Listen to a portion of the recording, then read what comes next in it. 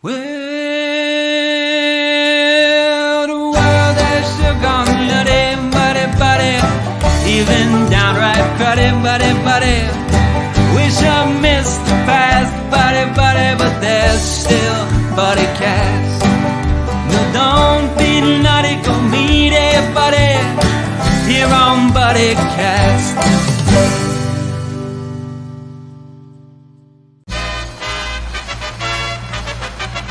Ladies and gentlemen, please welcome the founder and host of Buddycast, Nick Sorensen.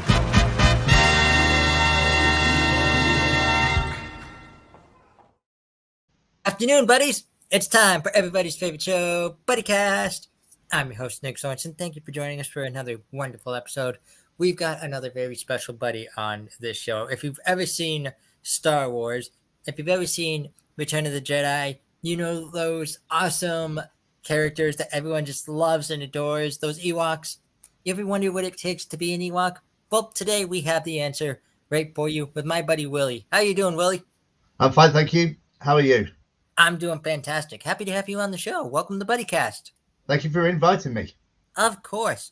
So, Willie, I got to start out by asking, how did you find this role? How did you become an Ewok? Basically, Lucasfilm asked an agent near London to find a lot of people with dwarfism to play these characters in the next Star Wars film. He couldn't find enough people, so he spoke to a friend of his who's an agent in Nottingham, which is about 150 miles north of London. And he made an appeal on the local radio station. Back then in England or in the UK, the commercial radio stations weren't as big as they are now. So this station only broadcast in Nottingham, which is the next county onto us.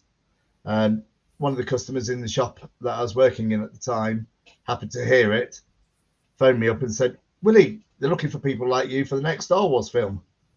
So phoned the agent and he says, "Yes, you sound right, but I need to see you before I send you down there because I've had people of 5'1" calling and saying they're small." So made arrangements to go over that evening to see him. And then I phoned my dad, who was at work at the time because I didn't drive, and said, "Dad, can you take me to Nottingham tonight?" And it's about 18 miles each way. And Dad's taxi service wasn't the big thing it is now, where kids can say, "Dad, I need a lift," and Dad will get the car keys out. So said, "Yeah, because I might be in the next Star Wars film." I said, "What?" So anyway, Dad picked me up after work. We went over. Mum and Dad took me over to Nottingham. We saw the agent and everything went well.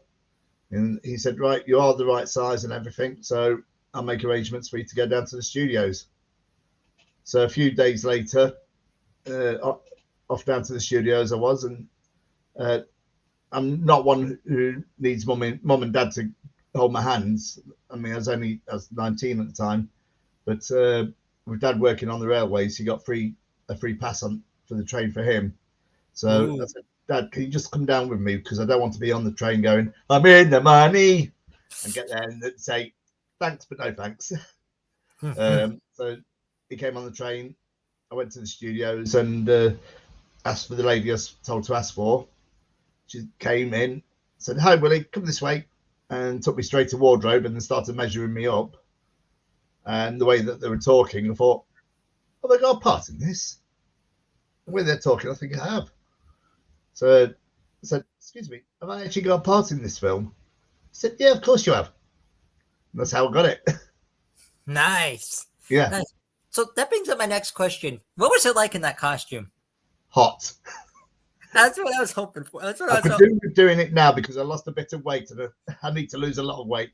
Yeah, we had the costumes were layered, so you had pajamas underneath to absorb all the sweat, then all the padding, then all the fur.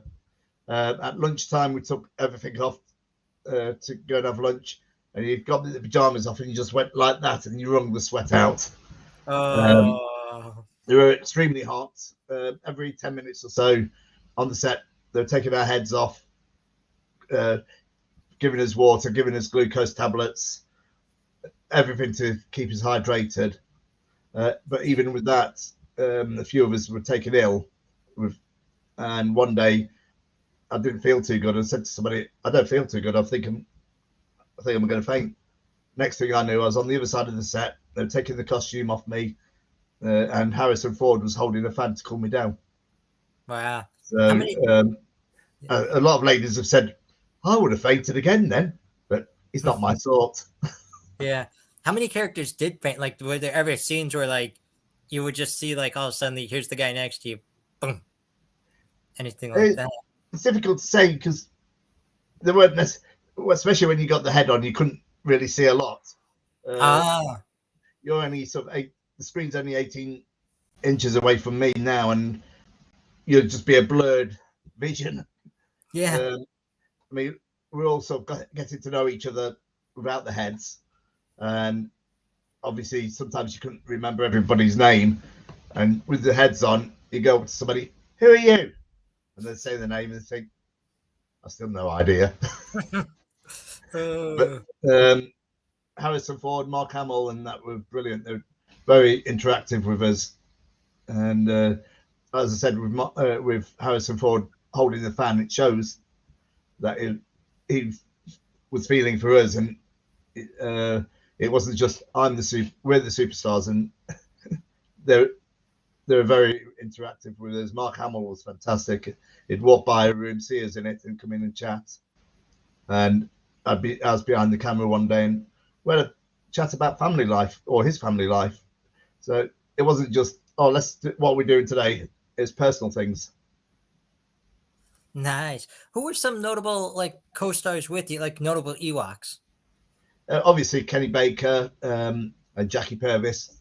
I knew of Kenny Baker, and I soon got to know Jackie because he was Kenny's cabaret partner. And also the main Ewoks like Mike Edmonds, and I saw him the other week. Malcolm Dixon. They were sort of the main Ewoks, and Peter Burrows as well. So I'm still in contact with quite a few people.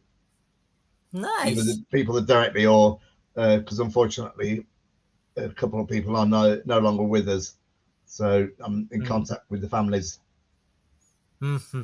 Did you also get to interact with co-stars like Mark Hamill, and you said Harrison Ford was holding up a fan at one point, Carrie Fisher? Did you ever get to interact with them? Yeah, Mark, as I said, was brilliant. As he walked past the room, come in, chat with us. I've got a photograph in a photo album somewhere in the mess that's here, and of him in the bar with his wife. Carrie Fisher, unfortunately, what we found out later is at the height of her problems with various substances, and so she was very quiet. She'd go off and not socialize, but unfortunately, it's because of the troubles that she was having with the drugs, and which came out in the book and the autobiography and the film. So, I mean, it's unfortunately that happened for her, and I wish she didn't have it.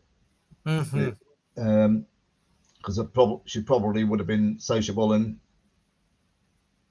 nice, but it's very sad for her. Yeah.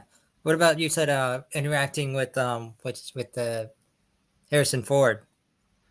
Well, yeah, we had, I mean, the main thing I remember is him holding the fan to me. I think we had a few chats. I had a couple of chats with George Lucas as well. That was my next question. And I think he kept, because I was a bit naive and I didn't know the American terms. He said, "Oh yeah, the film will be coming out in the fall." I said, "What's the fall?" Then I think said something like, "Why do they call it the fall?" They said, "When the leaves come down." Oh yeah. Oh. No, I think that chat was on Willow actually. Nice. I thought, stupid question. Oh, what was it like working with George Lucas? Well, I mean, obviously, I was just someone in the crowd, but as I said, I did have the odd chat with him. Obviously, he'd got a lot on his mind, so he didn't have a lot of time to talk to us. But he didn't sort of ignore it. He didn't sort of, oh, shut up.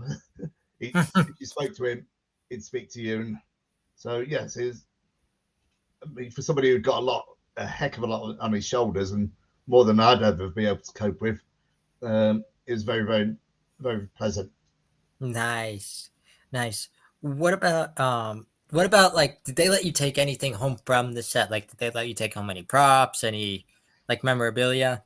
No, because everything was checked, and a few of us were talking the other week, and one of the lads said he thinks that all the costumes were. Oops, are you still there? Yep. All right. Sorry, you went blank here. It's probably because I haven't moved anything for a while. Yeah, one of the lads believes all the costumes were burnt after we Really? left the set.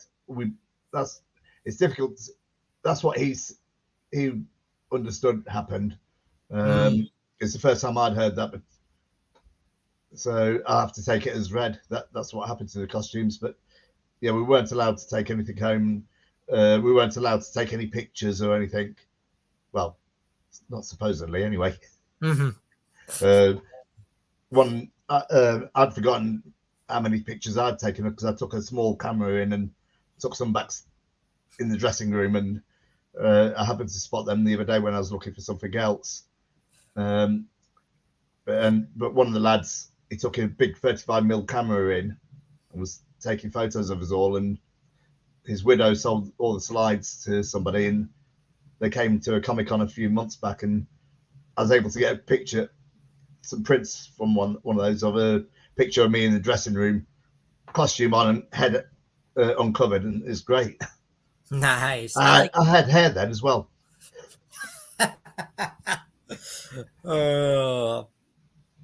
So in what scenes in the movie can we find your character? I'm in all the scenes in some of the scenes in the village. So anything high up in the trees is what we did. We did the first 2 weeks of filming for the entire film. So the big party at the end of the film was filmed on week 2. So yeah, we only had 2 weeks, unfortunately. I know the American Ewoks had 6 weeks. I'm not quite sure whether my bosses would have allowed me to have 6 weeks holiday, but at the end of the second week, they asked if anybody could stay on to play the Jawas. So I phoned my boss up and he said, "Sorry, Willie, we need you back in the shop." So, which is justifiable. I mean, not many people will let their employees go off and earn some money elsewhere in another job and then take them back. So I was very lucky. And I did a Comic-Con in Rochester, New York in the beginning of June. And earlier in the year, I happened to see my old boss. So I said to him, "Thanks, Pete, for letting me have that time off 41 years ago." I said, "Why, Willie? I'm going to Rochester in New York in June because of that." Because of something he did 41 years ago, I was going to New York, which is brilliant. Wonderful. So you said you do Comic-Cons?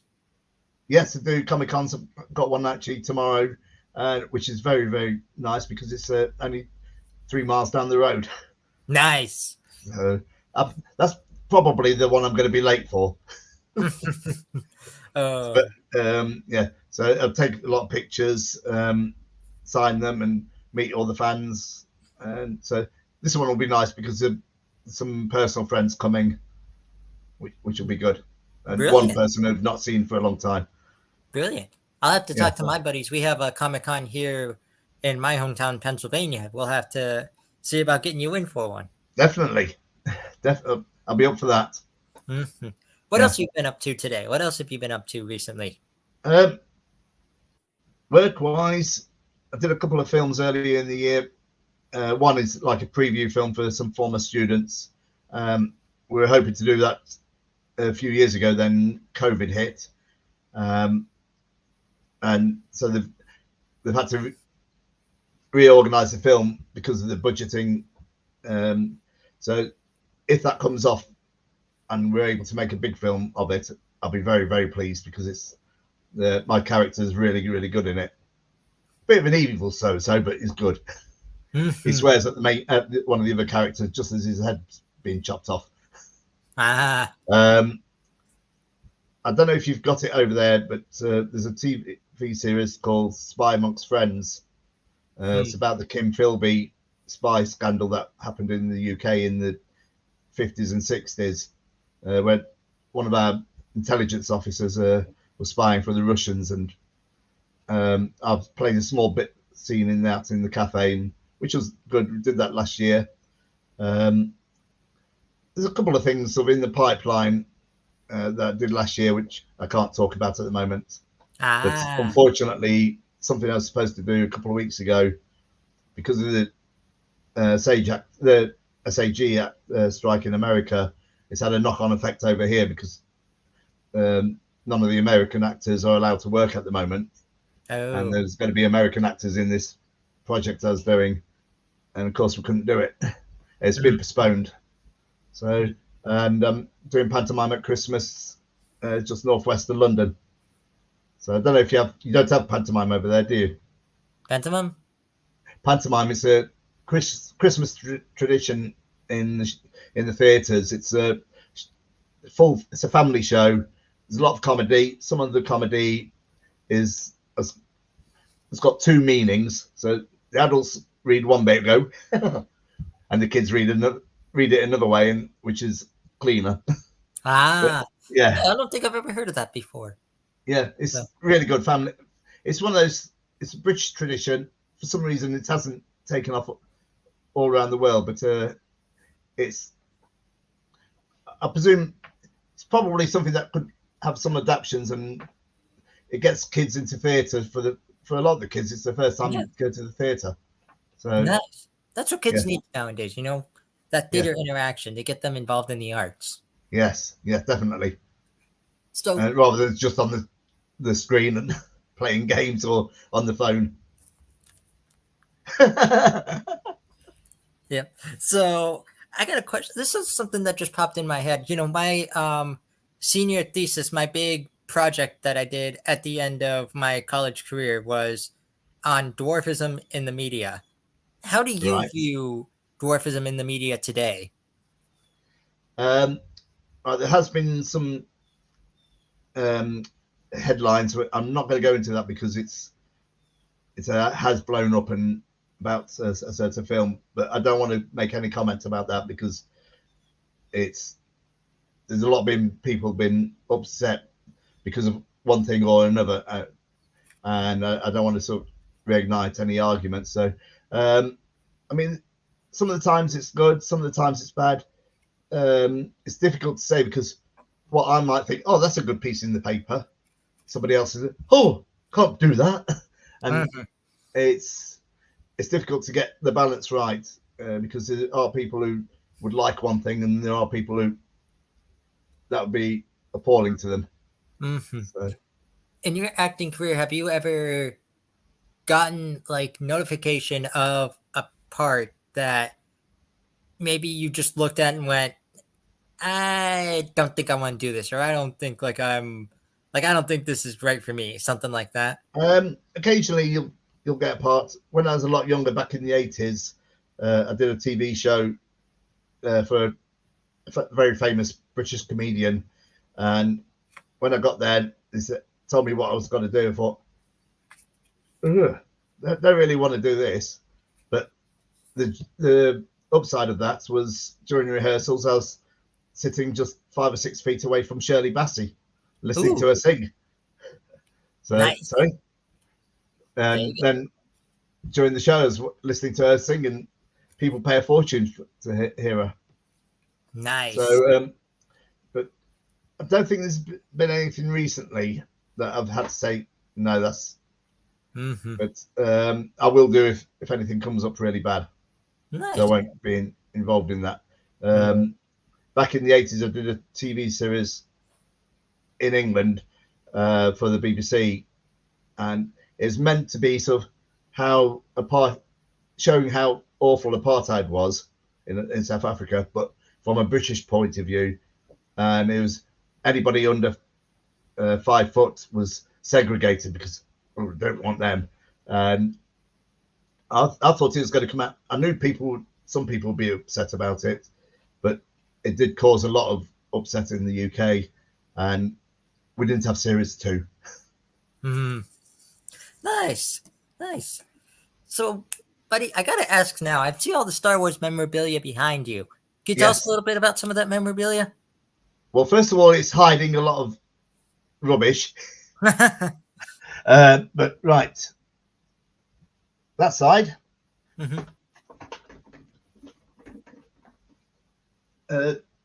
This is a signed picture from Carrie Fisher and Harrison Ford. Ooh. So on the last day, we were all given a number of 10x8s, and we could go around and get them signed. Unfortunately, because it has been out for years and years and years, it's faded a bit. I must keep moving my mouse. This one's from, I don't know if you can. Let me see if I can change the view here. Yeah. Oop. There we go. That picture's Mark Hamill from the Ice Planet of Hoth. Ooh. And he says, warm wishes, brackets, from the Ice Planet of Hoth. To Willie, thanks for a job well done. Nice. Yeah. This is a brochure we got given at the preview, and that's got all the cast and crew's names in it. Nice. And then every Ewok, both in the UK and in America, was given one of these, which is the Royal Society of Ewoks certificate to confirm that we're all Ewoks. So you are official. I'm official.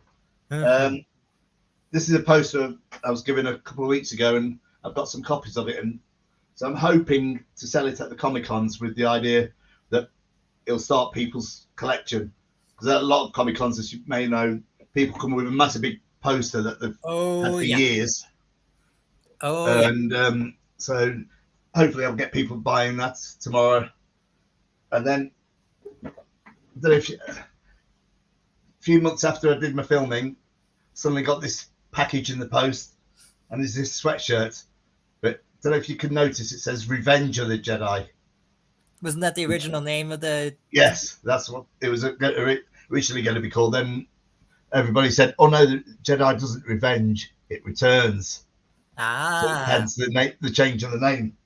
And that's my ticket to the preview. Nice. Yeah. So yes, lots of nice memorabilia. And when I found those photos, as mentioned earlier, on the computer the other day, and thought, they're all up in the attic. I better go and try and get them into some sort of order. So hopefully next week, that's my job. Yeah. And when you go to Comic-Cons, do you have your own? You have your own prints and everything, right? Yes, I've got my own prints. Yes.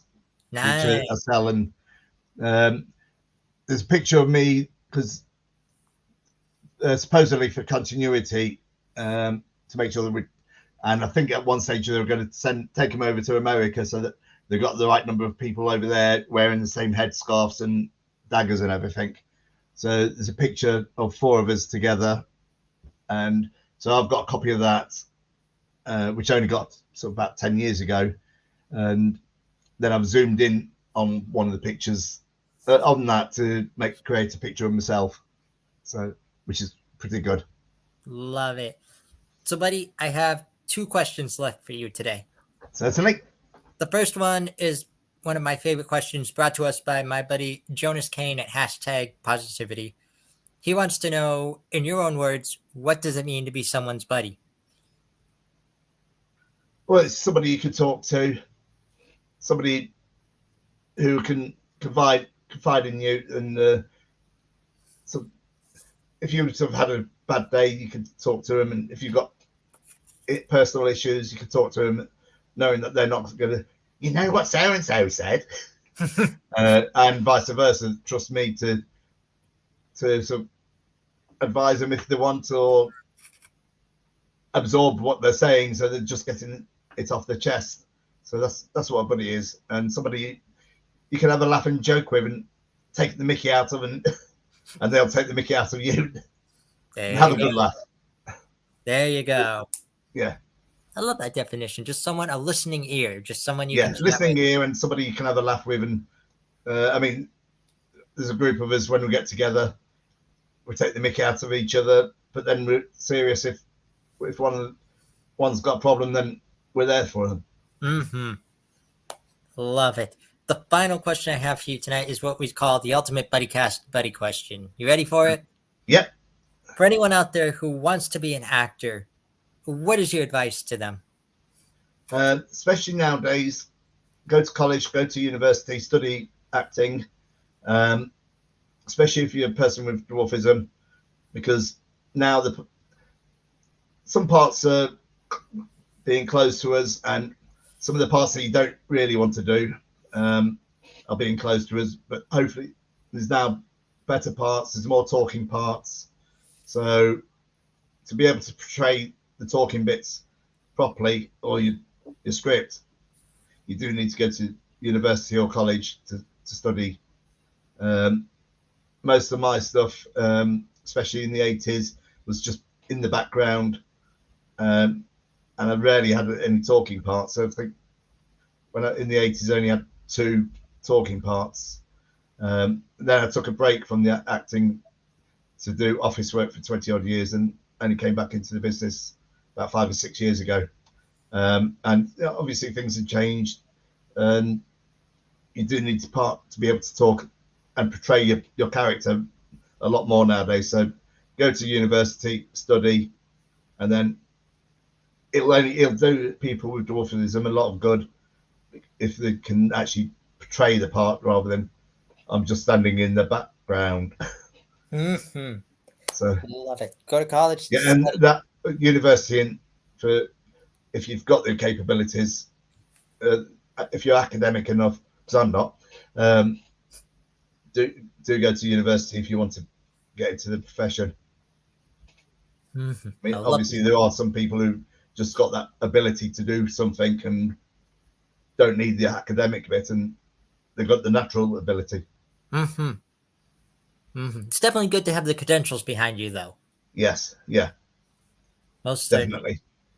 I think the days have gone for most people of being in the right place at the right time, so hopefully there will still be some times when somebody without the academic know-how, because they've got it naturally, they'll get somewhere. Mm-hmm.